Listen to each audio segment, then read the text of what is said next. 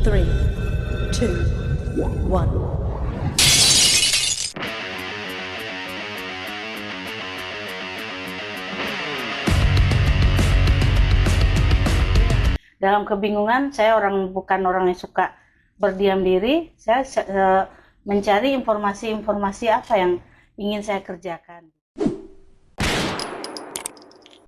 Sebelum kita lanjut videonya, klik tombol like, subscribe, dan notifikasi tombol lonceng.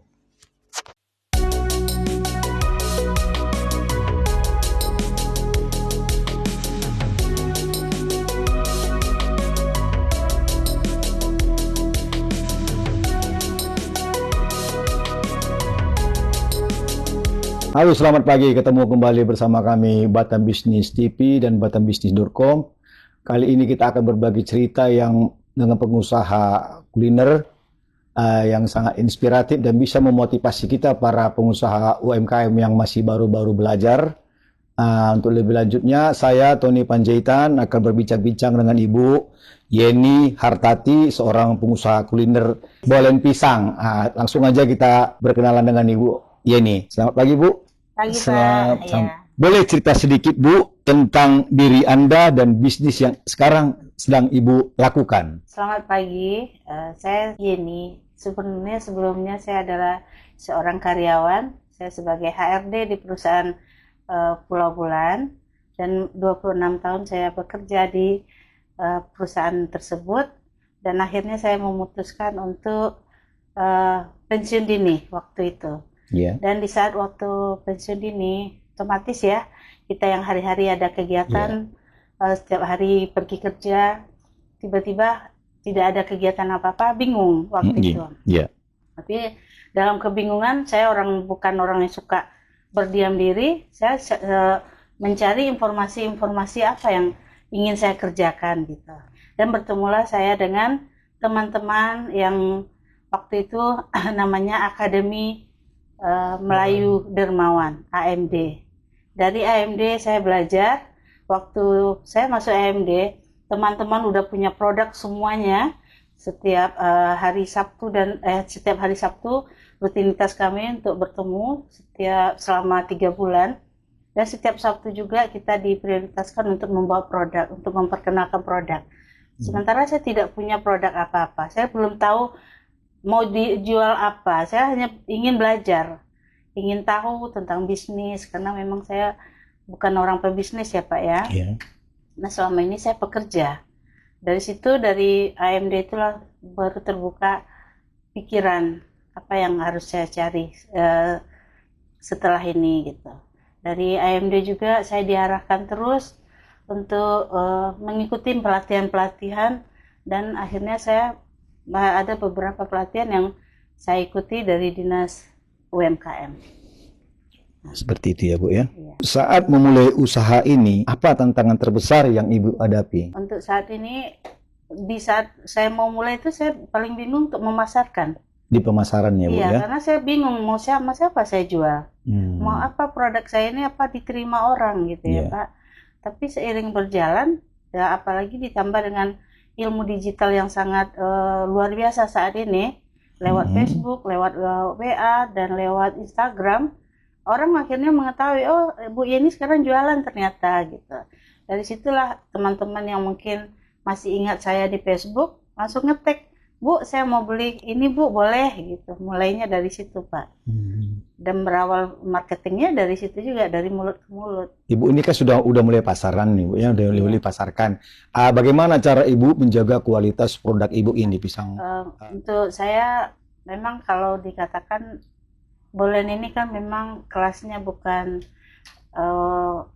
pasar di harga 1000-an atau apa ya, Pak. Itu harganya mungkin menengah ke atas. Memang agak susah untuk memasarkannya ya, Pak. Tapi saya tahu orang kalau udah suka rasa, dia nggak akan berpikir berapa harus berbayar lagi. Nah, jadi saya memang memprioritaskan produk saya ini premium. Saya nggak tahu yang apa ya. Pokoknya apapun kualitas bahan-bahannya saya buat memang yang bagus gitu, Pak. Akhirnya memang saya mendapatkan pasar. Dan pasar saya kembali lagi dan lagi. Ya. Dia nggak akan memikirkan harga lagi Ya, untuk betul. saat ini. Ya, di dalam mengembangkan bisnis ini, Bu, apakah Ibu ada berkolaborasi dengan pebisnis lain atau komunitas lain? Untuk saat ini karena sebagai pemula dan baru berjalan sebulan lebih ya, untuk kolaborasi saya untuk produk belum, tapi saya kolaborasi dengan beberapa toko yang ada di Batam. Ya. Itu salah satunya toko Korudi yang ada di Pasir Putih dan Mitra Raya. Oh iya. Dan saya juga bekerja sama dengan beberapa kafe di Batam ini, Pak. Dan kebetulan saya juga sebagai tour guide. Nah, saya juga pernah bekerja sama dengan para travel dan saya memasarkan produk saya ke para travel lainnya. Oh gitu, Bu ya. Iya.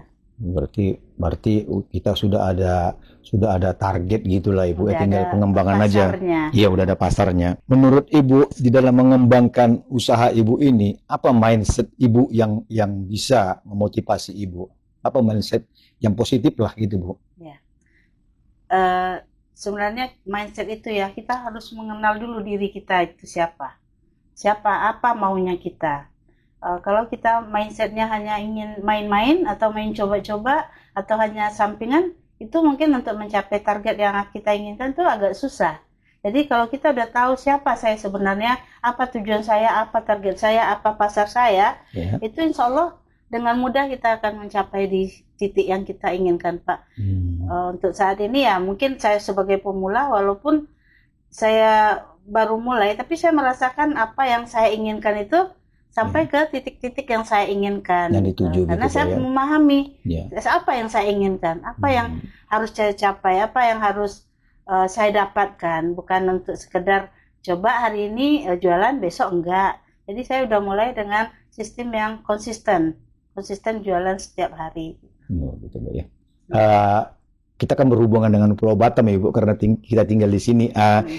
Terus apa motivasi Ibu mengapa memilih buka usaha di sini? Kan tadinya Ibu udah pensiun, bisa aja pulang kampung, tapi kenapa memilih di Batam, Bu, buka berbisnis? Baik, Pak. Batam ini sangat-sangat luar biasa bagi saya ya. Walaupun kemarin ada keinginan untuk pulang ke kampung, mungkin karena udah usia kita juga untuk bertenang diri atau apa, tapi karena Batam ini luar biasa, Batam ini saya merasa udah sebagai tanah kelahiran atau anak-anak saya kan di sini semua, dan pasarnya itu memang dekat sekali dengan Singapura, Malaysia. Oh gitu. Jadi kita pun bisa memasarkan, walaupun produk saya Bolen, saya juga bisa memasarkan ke luar negeri, Singapura, Malaysia. Dengan sistem ada di sini dipermudah semua kan, Pak. UMKM sangat dipermudah untuk mengekspor barangnya keluar.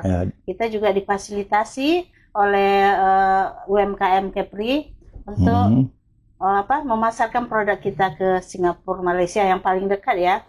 Nah, kita kalau punya produk seperti ini, Pak, yang kering-kering ini, kita juga bisa kirim keluar mau ke Bangkok. Kemarin saya juga sempat mengirimkan contoh ini ke Qatar. Luar biasa.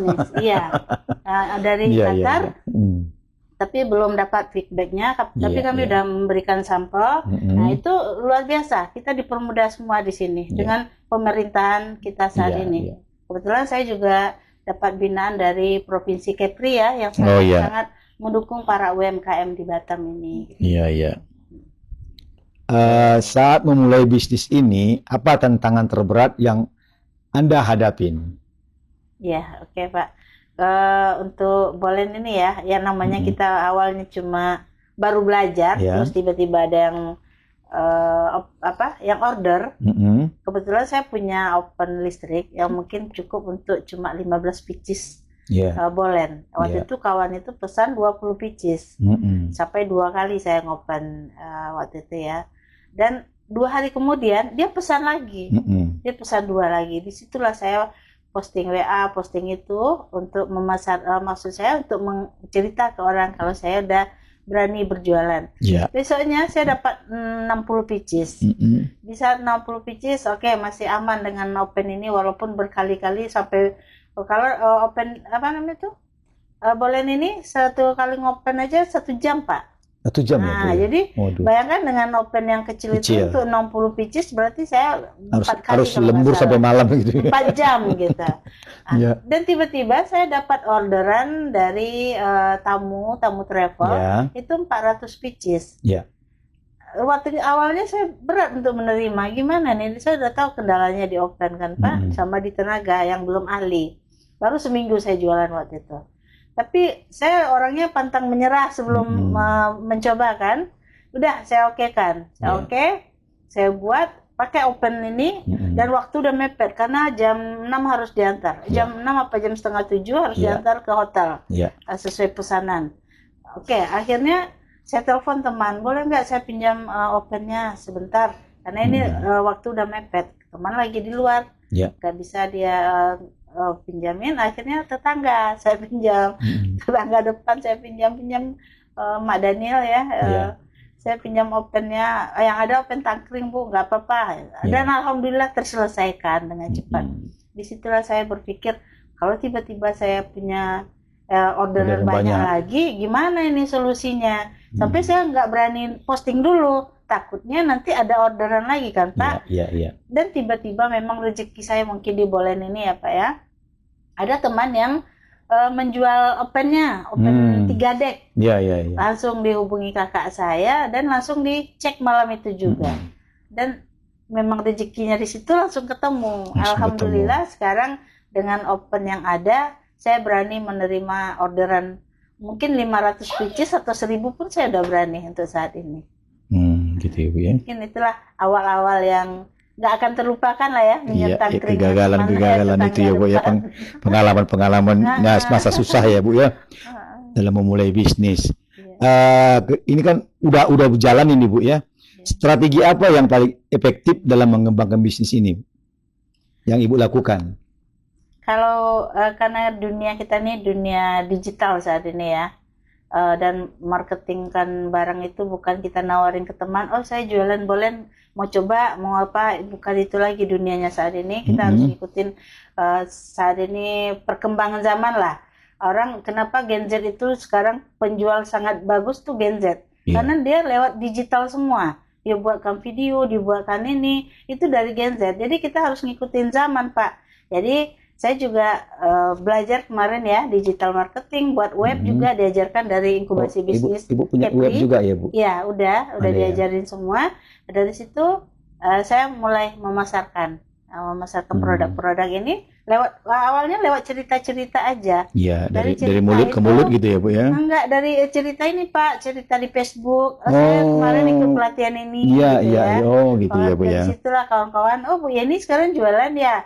Ya gitu, dari situlah mulailah kawan-kawan mengenal saya, dan kawan-kawan yang sama satu perusahaan sama saya sangat senang melihat mungkin kata-kata yang selalu diingatnya mungkin resign boleh tapi jangan berhenti untuk belajar gitu ya. Kita nggak boleh diam. Nah, ya. Jadi dari situlah lihat semangat, mungkin dia mensupport saya. Jadi Bu saya pesan dan selalu bercerita ke teman lain gitu. Mungkin itu Pak perjalanan saya. Bolen ini kan banyak ya Bu ya. Maksudnya bukan cuma kita aja yang buat ya Bu ya. Itu ada lagi pengusaha-pengusaha lain kan. Banyak, Pak. Bagaimana cara Ibu menjaga kualitas Bolen Ibu ini agar tetap unggul dibandingkan yang lain gitu Bu? Kalau bisnis sebenarnya kita nggak perlu bandingin kita sama yang lain ya, karena kita punya rezeki masing-masing, kita punya market masing-masing, dan kita punya kualitas masing-masing juga. Jadi kalau saya hanya yakin kalau memang rezeki saya, dia akan datang ke saya. Jadi tidak ada perbandingan apa-apa. Pastinya saya Bolen ini dari penampilan saya jaga Pak, karena orang akan melihat dari depan. Dari luar dulu. Nah dari sini baru kerasa. Tertarik. Jadi dari penampilan ini dia akan berusaha ingin mencoba. Nah disitulah. Dan setelah dicoba ternyata memang rasanya sesuai yang dia inginkan. Dan alhamdulillah itu yang saya pertahankan ya untuk rasa dan barang-barang bahan-bahan yang cukup bagus juga gitu Pak. Gitu ya Bu ya. Oke Bu. Dalam mempromosikan bisnis Ibu ini, apakah Ibu menggunakan media sosial seperti Facebook, Instagram, atau yang lain-lain lah yang berbau dengan media sosial. Iya. Nah, terus apa dampaknya jika tadi Ibu memiliki kan Bu ya? Iya. Terus dampaknya apa Bu dalam kelanjutan bisnis kita ini? Untuk saat ini ya, untuk digital marketing itu sangat-sangat membantu Pak. Iya. Ya, saya juga tiba-tiba ada yang beli dari daerah Baloy, dari Batam Center, dari teman saya dari Australia, dia tahu saya jualan. Iya. Dia kirimkan uang, tolong kirimkan ke sini. Nah, itu saya udah dapat 2 kali Sampai pesanan. ke Australia. Iya, karena Facebook. Nah, dia kerja di Australia. Iya. Bu Yeni, saya mau beli bolennya, tolong antar ke rumah 10 kotak. Dah, pertama. Tiba-tiba dia transfer dulu uangnya. Baru Bu, tolong antarkan ke teman ini, gitu. Jadi sangat membantu. Kalau nggak dari media sosial, nggak mungkin teman saya yang di Australia atau yang dari mana tahu kalau saya jualan, gitu Pak. Iya. Jadi sangat-sangat membantu ya untuk media sosial ini saat ini. Sangat besar peranannya Ibu ya. Sangat besar. Selanjutnya Bu, ini sedikit bersifat rahasia ini Bu, tapi mudah-mudahan terkabul. Apa rencana Anda ke depan untuk bisnis ini Bu? Kalau kita udah memulai, pastinya kita ingin sesuatu yang dicapai ya Pak ya. Betul. Kalau memang udah konsisten di sini. Kalau dulu mungkin saya pernah jual bisnis-bisnis juga sambil kerja, tapi namanya sampingan kadang terabaikan, akhirnya nggak jalan. Tapi karena saya udah konsisten dan memang nanti punya, ya istilahnya kita ingin mewariskan lah sama anak-anak nantinya ya. Mungkin saat ini ya tahapannya kami ingin punya toko oleh-oleh dan punya apa namanya ya, gerai sendiri gitu Pak. Amin. Ya. Tapi bukan bolen aja yang saya produksi, saya juga belajar banyak hal. Untuk saya juga nggak tahu ya kenapa saya tiba-tiba bisa bikin kue ini. Karena dari dulu saya cuma pembeli Pak. Pulang kerja yuk beli kue gitu ya. Tiba-tiba saya jadi bisa, makanya pembuat dan malah disukai juga sama pembeli. Alhamdulillah. Tapi rencana untuk lebih besarnya mungkin karena baru pemula ya Pak. Jadi agak untuk menjawab saat ini agak bingung juga sih Pak. Karena baru mulai. Baru mulai ya, oke lah. Terus ini sedikit di luar konsep dulu Bu. Kenapa Ibu pilih bolen ini gitu loh Bu? Padahal kan masih banyak lagi cake yang lain atau makanan-makanan lain. Apa sejarah atau apa yang mendasari Ibu latar belakangnya? Ya. Oke Pak, sebenarnya itulah saya bilang tadi, saya pemula, saya baru memulai dunia bisnis. Di saat saya ikut inkubasi bisnis, yang bawa saya produk saya itu belum ada sebenarnya. Tapi waktu itu saya dapat tantangan dari inkubasi bisnis untuk mengirimkan produk ke Qatar untuk sampel di Qatar sana. Waktu itu saya berpikir apa produk yang saya ambil. Kalau ambil dari teman itu bukan produk saya. Bukan. Dan saya ingat saya suka buat semprong waktu kecil Pak. Ini semprong. Dari semprong ini saya jadikan sampel karena berpikir waktu itu di Qatar otomatis orang rantau kangen makanan jadul seperti ini. Dan orang mau buat di sana pun mungkin agak terbatas dengan alat atau bahannya Pak ya. Akhirnya saya buat produk ini dan saya titip ke tempat yang disuruh titip sama mentor kami. Saat itu saya lebihkanlah 1 kotak. Dari 1 kotak itu dicicip sama teman saya. Hari itu juga dia nelpon, Bu aku mau 1 kilo semprong. Saya kaget. Saya baru ini untuk sampel aja. Saya belum pernah jualan sama sekali. Nah dari situ bermulailah saya berani untuk menjual semprong. Saya variasikan. Ada semprong wijen, Nutella, original. Dari semprong inilah saya baru memulai tahap untuk selanjutnya. Di saat saya posting lagi bolen, banyak yang suka. Banyak yang suka gitu. Jadi di saat banyak yang suka, karena ini kan season ya, ini kalau pas lebaran Natalan baru banyak pesan. Nah, di saat ini ya saya order saya buatkan bolen. Ternyata bolen ini nggak berhenti Pak, order setiap hari, repeat order. Orangnya ada yang bawa ke kantor, ada yang untuk meeting, ada yang untuk oleh-oleh. Jadi kok setiap hari orang butuh bolen. Jadi itu akhirnya saya beralih ke sini ya Bu ya. Oh gitu. Tapi produk saya sebenarnya ini Pak, semprong. Semprong ya. Iya. Kalau tadinya yang unggulannya semprong ya. Iya, yang pertama saya berani jual itu dari semprong. Semprongnya ya. Iya. Yo. Kalau ini kan saya baru belajar, jadi keberanian itu belum terlalu sebesar saya jual semprong. Kalau semprong saya dari kecil udah buat. Iya. Dari buat disuruh orang tua dulu waktu Lebaran. Sektor apa yang paling potensial dikembangkan ke depannya? Yang di Batam ini. Di Batam ya Ibu, di Batam. Sektor yang paling banyak itu kuliner, kafe-kafe itu luar biasa ya, karena di sini kita memang butuh refreshing setiap pulang kerja. Butuh hiburan ya Bu ya. Terus kafe juga bukan untuk refreshing aja kan, kafe juga untuk tempat meeting, tempat kita berkumpul sama teman-teman untuk membicarakan sesuatu, untuk hal-hal kedepannya, itu biasanya kita milihnya di kafe. Kalau kami ya, kalau ada pertemuan ya udah kita di sana aja. Lagian bisa ngobrol enak, bebas gitu ya. Di kafe juga ada suguhan-suguhan yang mungkin bisa kita nikmati kalau di kafe.